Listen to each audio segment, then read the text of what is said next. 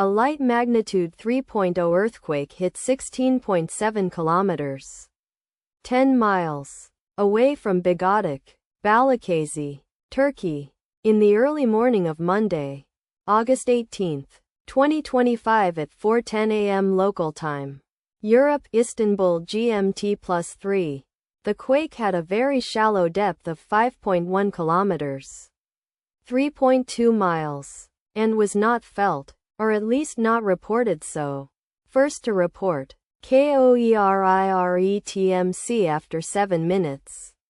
The earthquake occurred 56 minutes after a magnitude 3.7 earthquake had hit on Monday, August 18, 2025, at 3:14 a.m. local time. Europe, Istanbul GMT +3. In 1.5 kilometers, 0.9 miles, distance to the south. Data source from Volcano Discovery. Did you feel it? Let us pray. May the earthquake that occurred not affect our brothers and sisters there. May the earthquake not happen again. And may God protect everyone.